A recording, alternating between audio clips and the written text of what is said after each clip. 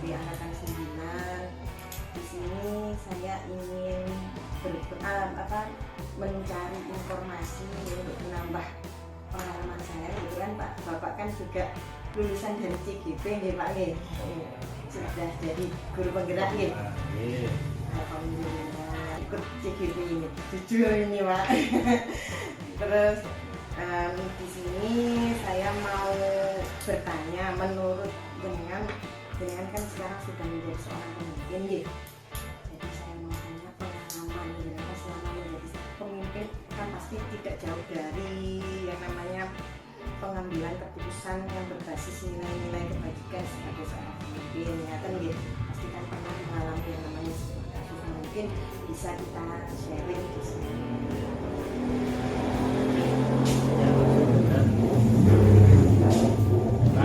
Selama saya menjabat di sini ada kasus kejadian mungkin satu aja sih yang menurut saya itu antara anak siswa ini melanggar aturan sekolah dengan rasa kasihan gitu.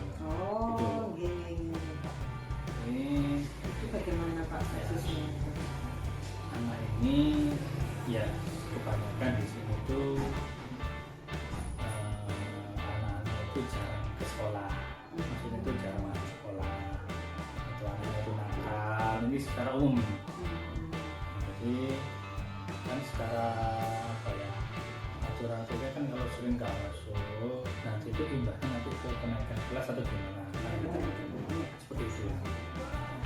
Jadi ada ini di kelas 6 ada, di kelas 6 ini baru kan ini kemarin anaknya itu sering nggak masuk, alasannya itu menjaga adiknya seperti itu. Tapi ya memang kebutuhannya keluarganya itu orang tuanya kerja gitu, orang tuanya kerja ya gimana lagi, memang bantu orang tua kan, gitu.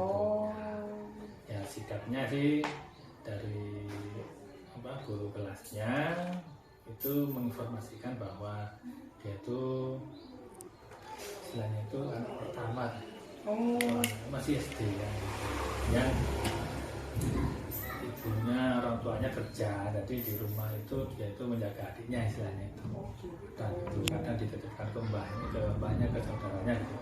Jadi tidak rutin ke sekolah.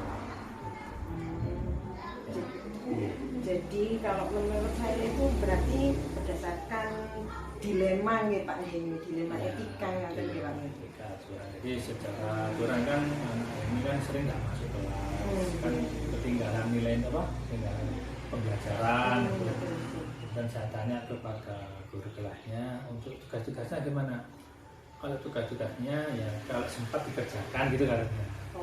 Kalau nggak sempat ya nggak dikerjakan gitu. Terus orang tuanya gimana?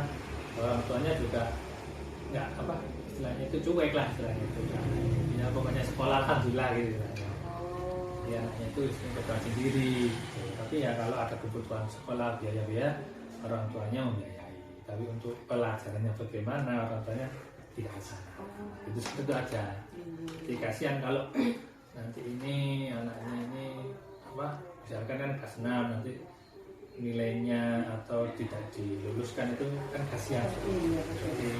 Seperti itu. Jadi guru kelasnya juga saya beri istilahnya itu beri motivasi untuk anak ini jangan disamakan dengan teman-teman yang lain cara penilaiannya seperti itu. Jadi anak ini mungkin karena sering menunggu membantu orang tua kan bagus jika anaknya sopan atau tidak, kebetulan anaknya perempuan juga, sopan apa tidak. Ya kalau di kelas sih anaknya sopan nggak pernah, maksudnya itu nakal-nakal kan nggak pernah. Nah itu sudah nilai bagus itu, ada kan gitu. Jadi setelah saya beri motivasi seperti itu, gurunya mulai terbuka. Guru awalnya itu patokan ke nilai memang. Itu untuk khusus bukan semuanya, untuk anak ini seperti ini. Nanti mungkin anaknya diberi informasi, diberi istilahnya itu masukan atau motivasi iya, gitu. motivasi nanti biar orang tuanya itu jangan sampai anak itu tertinggal. Iya, betul betul. Seperti itu. Jadi dari kasus yang Bapak sampaikan tadi berarti masuk di paradigma dilema etika yang rasa keadilan lawan rasa kasihan ya Pak ya? Ya, seperti itu. Gitu. Terus menurut Bapak nih, bagaimana cara mengidentifikasi kasus yang telah dialami sekarang? Pertama dulu nggak langsung ini Pak, kejadiannya itu rutin dilakukan apa tidak? Itu dulu. Ini apa dulu? Apakah anak ini melanggar aturan apa tidak? Itu dulu yang pertama. Jadi aturan apa? Kalau melanggar aturan yang mana ya? Karena di sekolah, di kelas kan mungkin kebijakan sendiri-sendiri. Misalkan contoh kasus yang ada di sini, kan anak itu sering tidak masuk kelas gitu. Iya. Dan kedua tugas-tugasnya itu. Oh iya. Itu. Jadi untuk mengatasi ini ya tentu saja karena anaknya ini berbeda dengan kondisinya berbeda dengan yang lain. Kalau teman-teman yang lain mempunyai waktu luang, kalau yang ini waktunya itu dengan orang tuanya. Kasihan juga, menolak adiknya juga gitu. Adiknya masih kecil, tapi sekarang adiknya sudah umur 3 tahun, jadi sudah ngerti, jadi ikut saudaranya ya gitu. Maksudnya itu mau ikut kalau nggak sama kakaknya kan gitu. Iya. Jadi kan 2 tahun komunikasi dengan orang tua, akhirnya sekarang anak ini mulai kan semester kedua gitu. Iya betul. Ini mulai sering masuk. Ini semester kemarin. Jadi ada komunikasi dengan orang tua ya, pasti itu. Jadi tanya ke orang tua masalahnya seperti apa, diidentifikasi, sama-sama dicarikan solusi. Itu. Jadi yang pertama itu aturan mana yang dilakukan. Aturan. Nah, terus keadilan mana yang harus dipenuhi. Nah, itu baru mencari solusi bersama, bukan dari pihak sekolah saja, tapi juga pihak orang tua harus tahu juga apa konsekuensinya jika anak ini misalkan sering melanggar ini dan gitu. Iya. Seperti itu. Ya. Terima kasih Bapak. Terus kalau umpama langkah-langkah atau prosedur yang apa yang biasanya Bapak lakukan selama ini dalam mengambil keputusan Bapak? Prosedurnya yang pertama rasa keadilan dulu. Ini kan kita harus semuanya disamakan kepentingan bersama itu kan. Itu jadi yang pertama itu kan memang aturan, memang dari aturan dulu. Iya. Aturan dibuat untuk apa? Aturan dibuat ya. Tapi nanti aturan ada yang sesuai dengan kondisi karena di lapangan berbeda. Betul sekali. Itu di sini nanti kita itu lihat kondisi masing-masing. Jadi itu misalnya etika tadi ya. Iya betul. Itu baik untuk sekolah belum tentu baik untuk anak tersebut. Iya. Kita pilih yang itu untuk anak-anak tadi supaya tetap sekolah, kan nggak harus itu tetap berjalan pembelajaran seperti biasa seperti itu prosedurnya. Jadi semuanya nggak langsung harus diputuskan satu pihak, itu aja. Mungkin seperti itu. Kalau begitu hal apa saja yang selama ini Bapak anggap efektif dalam pengambilan keputusan tadi? Berarti kayaknya tadi mengambil dari keadilan ngaten nggih Pak gitu. Sama aturannya dulu, aturan yang mana aturan itu tidak merugikan salah satu pihak ngaten Bapak. Ya, bisa ada komunikasi antara orang tua, ini kan murid juga komunikasinya bagaimana. Ini kan kalau murid ya mungkin dari guru kelasnya dulu bagaimana. Kan gitu. Jadi kasusnya itu dilihat apa dulu, terus anak ini apakah dengan keluarga, apakah dengan teman, apa dengan guru kan gitu, dengan lingkungan kan gitu. Nah, itu dia dicari dulu. Kalau dengan ini kan di keluarga, dengan teman-temannya nggak ada masalah, dengan gurunya ya nggak ada masalah. Memang anaknya itu kalau mengerjakan tugas ya mungkin kalau koper saja kan gitu, kalau ada kesempatan gitu. Jadi mengidentifikasi dan memang anak ini disuruh orang tua, nggak dia sendiri gitu. Iya. Sendiri. Jadi juga nggak ngelawan ke orang tua, nggak untuk kayak gini. Di komunikasi yang pertama, komunikasi harus tahu saling terbuka, terus saling mencari solusi itu yang utama. Pokoknya itu kita berpositif ke apa tersangka atau apa itu namanya. Korban lah, ya betul. Kalau mama ada kasus itu biasanya bapak itu langsung apa menangani secara langsung atau butuh waktu? Ya. Apa ada momen hari ini saya laksanakan? Kalau mama tiba-tiba ada kasus gitu. Kalau tiba-tiba ada kasus nggak langsung hari itu, tapi dicari datanya dulu.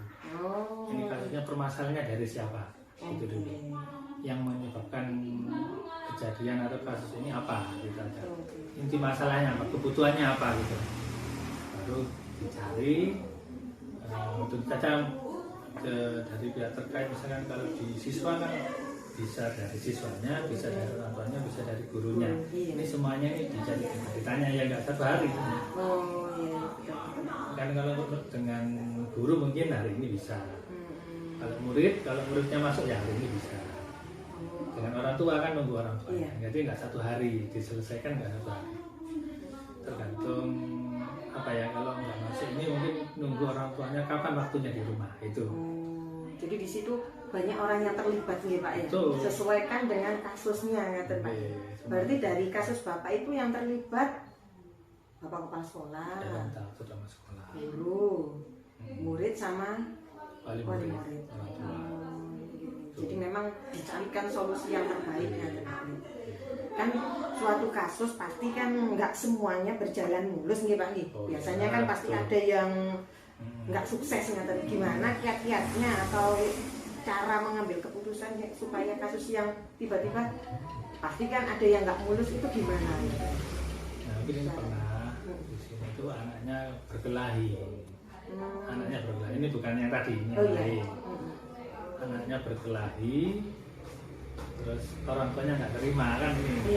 Kalau yang tadi yang pertama tadi ini di semua lembaga pernah. Kalau yang ini enggak, mungkin ada sebagian.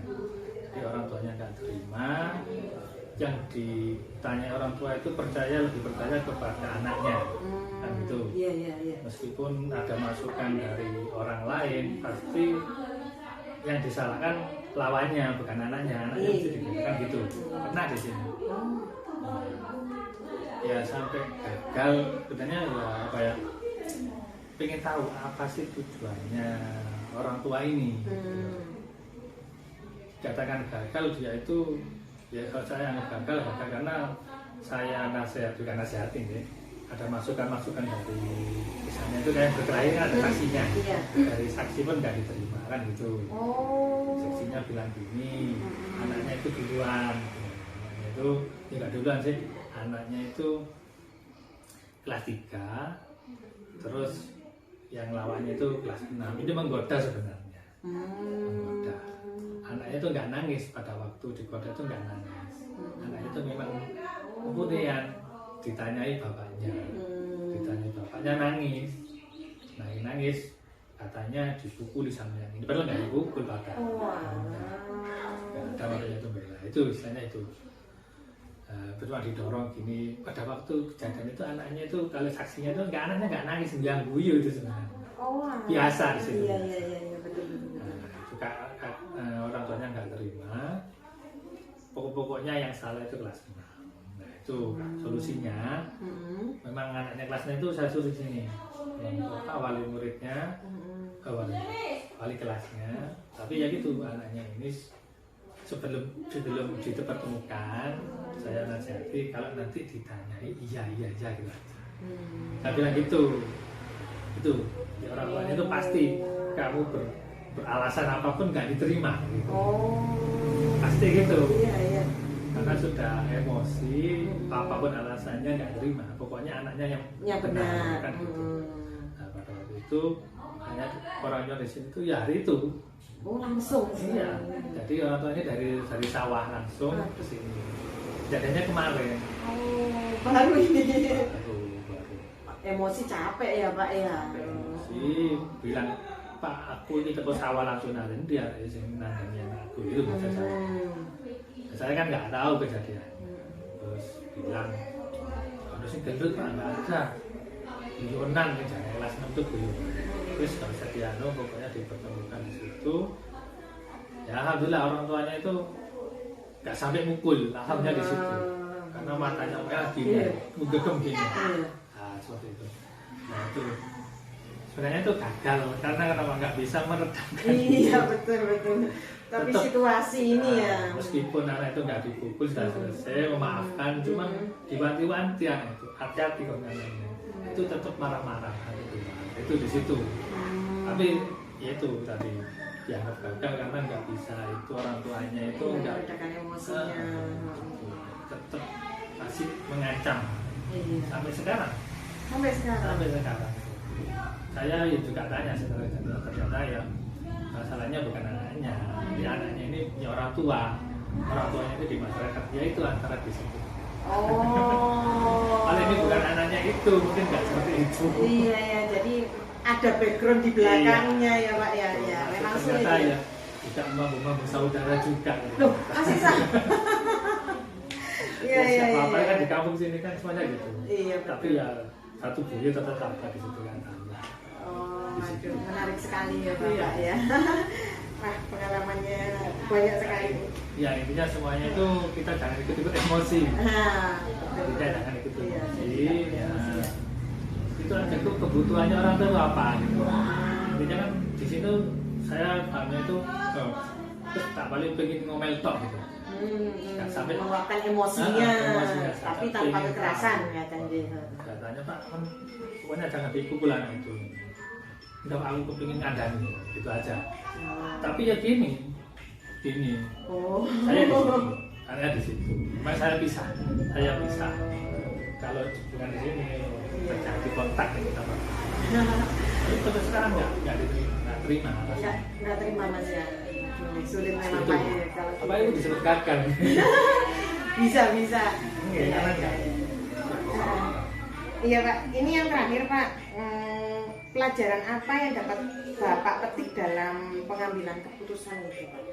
Jadi pelajaran kebijakan itu sebelum kita memutuskan, memang harus yang pertama harus tahu datanya dulu, data untuk memutuskan apa. Kemudian setelah data dikumpulkan, pelanggaran apa kita ini yang aturan mana yang kebijakan ini untuk kepentingan siapa, kepentingan umum atau kepentingan bagi atau kepentingan sekolah gitu. Nah, bisa kepentingan umum dulu, sama-sama diuntungkan dan sebelah gitu. Dan yang terakhir ini komunikasi, tetap ya harus ada komunikasi. Terima kasih Bapak, waduh menarik sekali. Pengalaman yang terakhir itu yang bisa saya ternyata kita harus meredam ya, nggak boleh emosi seperti itu ya. Memang kunci satu-satunya komunikasi dan kita harus sabar menghadapi kasus seperti itu. Ya, terima kasih Bapak, Masya Allah. Semoga apa yang Bapak sampaikan bisa menjadi untuk tolak ukur saya ke depannya untuk mengambil keputusan. Assalamualaikum Bang. Waalaikumsalam Bu Ita. Waalaikumsalam Bu Eli. Mohon izin Bu Ita, saya minta waktunya sebentar. Ya, kebetulan ini saya kan dari CGP Angkatan 9 ada dapat tugas dari modul 3.1 untuk kita sharing tentang masalah kasus atau pengalaman dalam pengambilan keputusan berbasis nilai kebajikan sebagai seorang pemimpin. Macam ini Bu Ita. Kebetulan kita kan juga GP Angkatan 4 ya. Oh iya, iya. Sebenarnya kita juga salah satu motivasi saya juga untuk mengikuti guru pembela itu. Terima kasih Bu Eli. Sama-sama Bu Ita.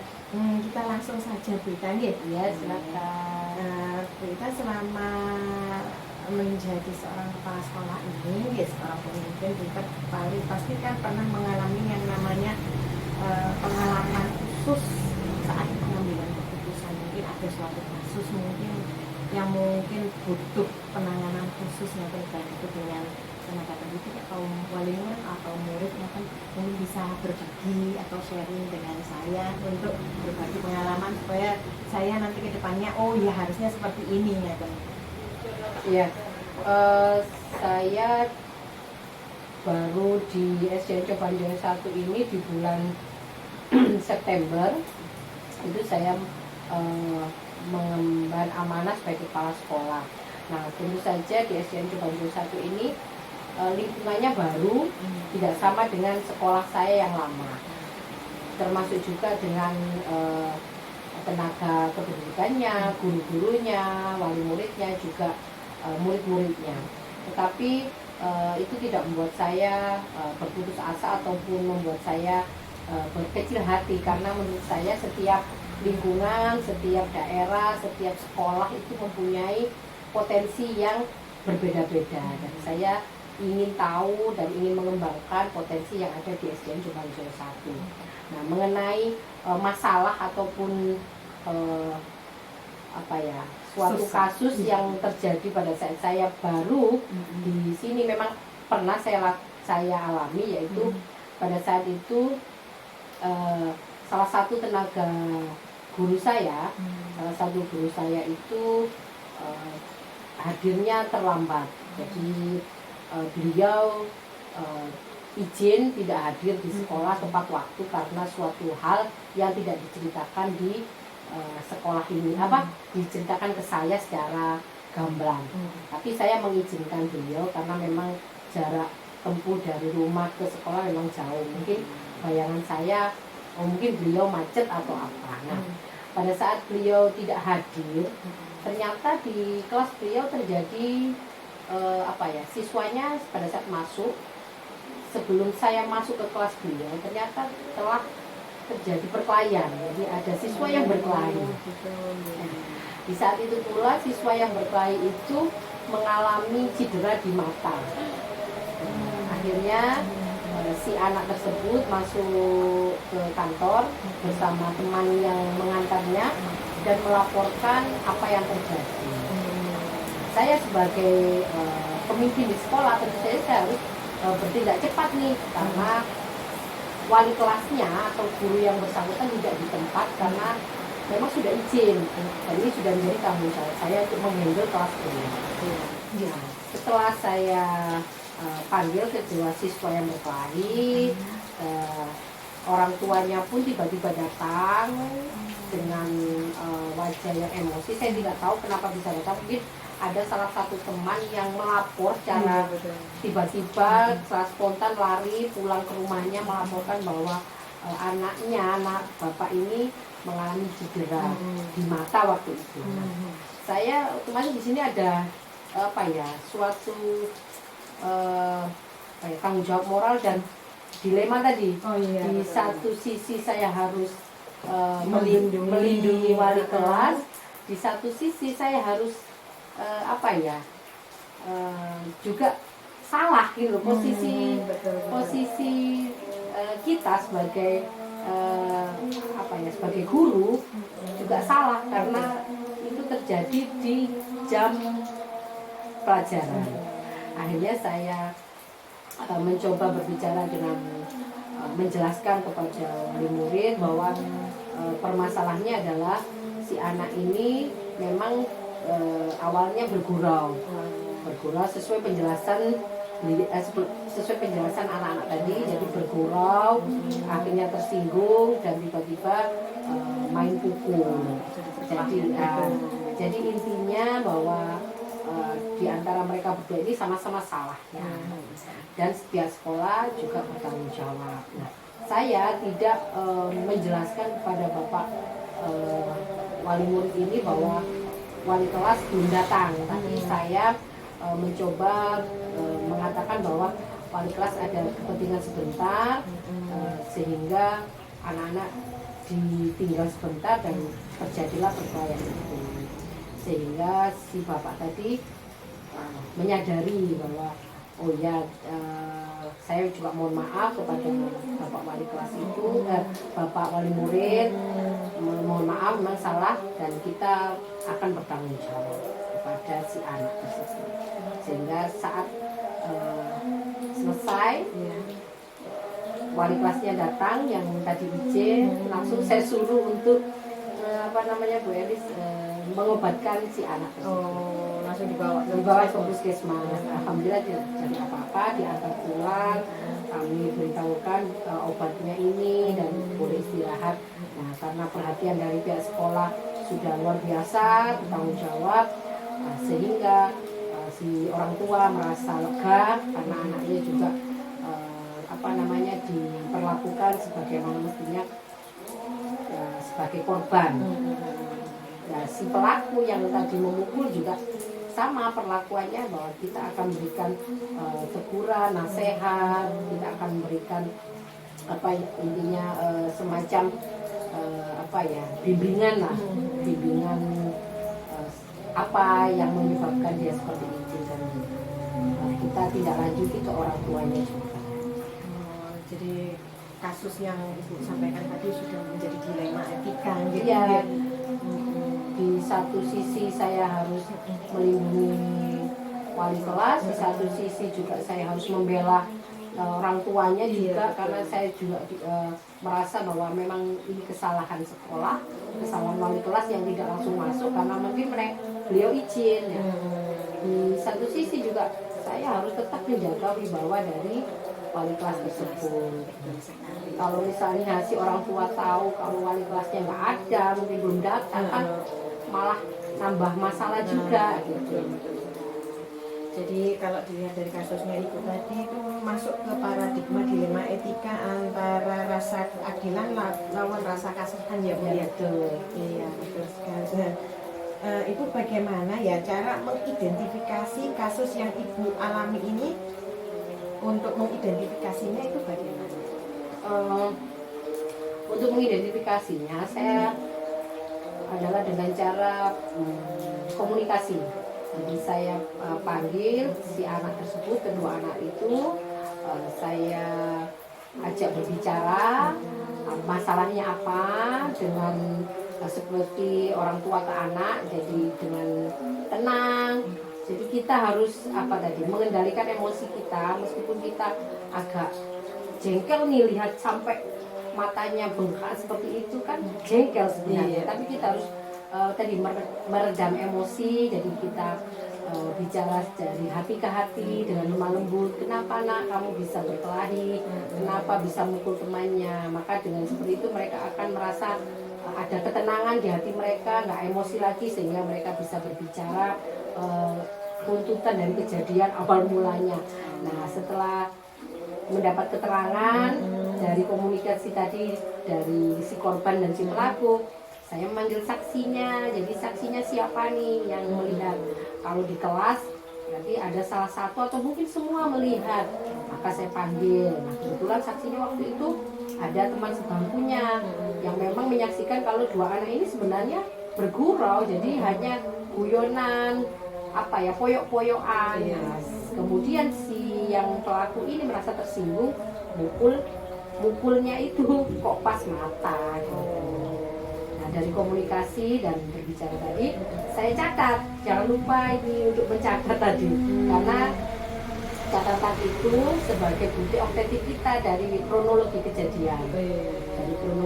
Dan saya juga punya catatan dari pesan WA dari guru yang izin tadi. Itu saya jadikan sebagai pegangan saya untuk membela beliau. Kalau misalnya beliau nggak izin, tetap saya akan bela. Kenapa? Karena harus melindungi marwah beliau sebagai guru. Nah, tapi setelah itu saya akan memberikan tindakan juga, bahwa memberikan arahan bahwa mungkin lain waktu untuk keterlambatan tidak diulang lagi, karena hal-hal seperti ini akan tidak terulang. Jadi intinya komunikasi dan catatan-catatan penting yang harus kita tulis itu dijadikan bukti otentik tadi. Nah, catatan tadi saya berikan ke orang tua, jadi kronologi tadi saya berikan kepada orang tuanya, saya bacakan. Jadi awalnya si A, misalnya si A poyok-poyokan itu bahasanya itu. Poyok-poyokan, kemudian si B membalas. Nah, seperti itu saya bacakan, ini lho Pak keterangannya Pak dari putranya, ini saksinya Pak. Jadi si orang tua pun yakin, kita nggak mengada-ada. Iya, betul. Nah, anak tersebut juga ada di situ membenarkan, iya Pak. Jadi seperti itu. Oh, jadi anaknya diikutkan juga ke rumah Betul. orang. Oh ya, betul sekali Bu. Kalau begitu Bu, bagaimana ya Ibu caranya untuk mengambil keputusan selama ini supaya berpedoman dengan nilai-nilai kebajikan? Iya. Jadi saya dalam mengambil keputusan itu agar tetap berpedoman pada nilai kebajikan bahwa segala sesuatu itu ada sebab dan akibat. Kalau kita melakukan kebaikan, nanti pasti akibatnya pun akan baik. Tapi kalau kita melakukan keburukan atau kejelekan atau hal yang bersifat negatif, nanti kembalinya pun akan bersifat negatif. Begitupun saya mengambil keputusan, itu pasti akan saya pikirkan akibat dari keputusan yang saya ambil.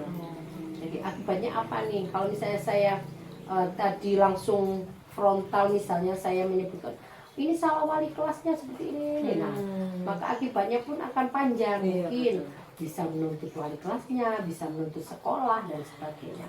Tetapi kalau kita bisa meredam dalam arti, oh ini bisa nih kita buat suatu alibi, memang wali kelasnya belum datang karena suatu hal, tapi kita alihkan, mungkin ada kepentingan yang lebih penting, jadi beliau tidak bisa hadir di kelas. Jadi itu tadi pedoman saya bahwa sebab akibat dari perbuatan yang kita lakukan ini nanti pasti ada akibat, ada sebab, ada akibat.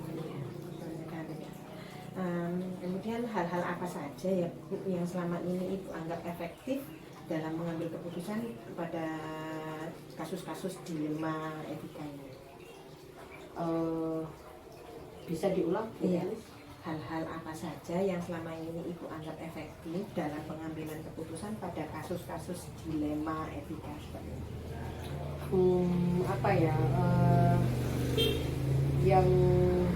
Yang efektif menurut saya, yang bisa sukses untuk semua kasus itu apa ya, trik-triknya? Jadi kita harus meredam atau bagaimana, atau memang kalau ada kejadian langsung kita tindak atau menunggu kita identifikasi atau bagaimana? Jadi ya Bu Elis, kan biasanya kasus-kasusnya macam-macam gitu ya.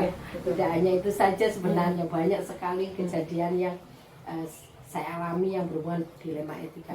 Cuma untuk supaya ini berhasil dalam kita menanggulanginya, yaitu tadi Bu Elis, kita kita harus berpikir secara intinya itu tenang dulu. Jadi mindful. Mindfulness kita gunakan, tenang dulu. Ini apa sebabnya, kita identifikasi sebabnya dulu. Sebabnya akar masalahnya di mana. Terus kalau misalnya saya mengambil keputusan ini, dampaknya apa nanti? Dampak panjangnya ini bagaimana? Kalau misalnya kita mengambil keputusan A, ini dampaknya apa? Kita mengambil keputusan B, ini dampaknya kedepannya apa? Jadi itu tadi, tenang, kemudian kita kendalikan emosi kita, terus kita pikirkan tadi dampaknya, ya dampak kedepannya seperti apa?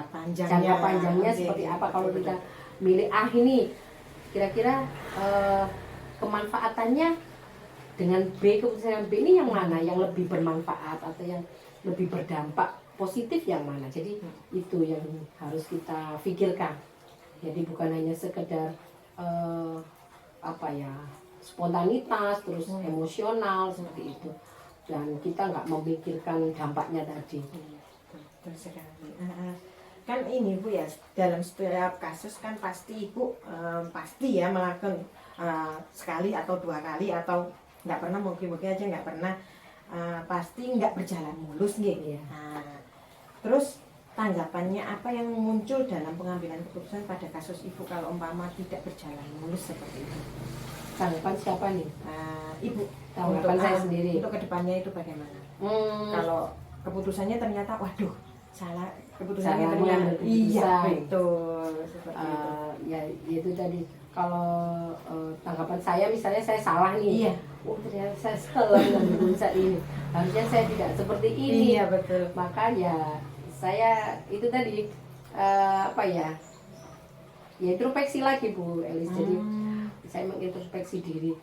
Oh ternyata kalau saya mengambil keputusan ini salah, berarti nanti kedepannya saya nggak boleh seperti ini. Jadi introspeksi lah, ke introspeksi diri.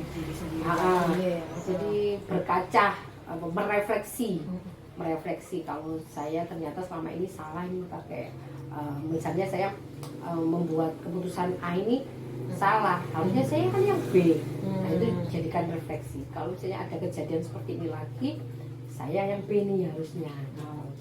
Jadi merefleksi lagi, bercermin, sering-sering bercermin Bu Elis. Terakhir ya Bu ya, pelajaran apa yang dapat Ibu petik dalam pengambilan keputusan yang berbasis nilai-nilai kebajikan sebagai seorang pemimpin? Nilai apa ya? Pesan, pelajaran. Pelajaran yang paling utama adalah ini Bu Elis, bahwa segala sesuatu itu memang ada kalanya kita itu harus mengambil keputusan itu kadang tidak sesuai dengan hati nurani, kadang ya. Tetapi dari situ kita bisa mengambil kebaikannya. Misalnya kalau selama itu baik untuk orang lain, untuk sekitar, kenapa tidak? Jadi kita korbankan mengesampingkan ego ya, kita, betul. hati nurani kita, tapi dampaknya berguna bagi orang lain, tidak masalah. Jadi itu pelajaran yang mungkin sering saya ambil. Nggak apa-apa nih katakanlah saya luka-luka nih misalnya, yang penting orang lain selamat. Nah, seperti itu loh Bu Elis, iya, betul. Misalnya contohnya misalnya nggak apa-apa nih saya basah, yang penting orang lain dapat payung, nggak basah dapat mantel, saya aja yang basah. Nah itulah jadi seperti itu pelajaran yang bisa kita ambil dari nilai-nilai kebajikan, nilai-nilai moral etika yang harusnya yang selama ini kita kadang kan kita dengan berbagai macam karakter orang ini Bu Elis ya, mungkin si A, si B, si C ini tahu itu salah, tapi karena itu sudah menjadi sebuah kebiasaan, menjadi sebuah apa ya, ini sudah lumrah, akhirnya kan itu dibenarkan. Iya betul. Nah dari situ kita nggak mungkin secara bim salah bim merubah, harus gini, harus dibetulkan nih kan.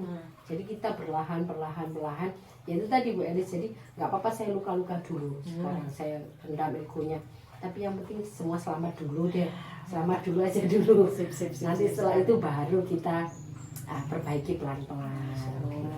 Menurut saya sih. Iya. Masya Allah, terima kasih ya Bu Ita. Wah, sangat bermanfaat sekali untuk saya ke depannya, nanti bisa saya ambil sadur semuanya. Kayaknya apa ya, pengalamannya banyak sekali dan menarik sekali. Saya nggak ngerti ini apa memang betul jawaban saya ini harus langkahnya seperti itu, cuma sudah lupa tentang pelajaran itu yang saya pelajari di guru penggerak, cuma karena kadang teori nggak sama dengan di lapangan Bu. Iya, jadi betul kita sekali.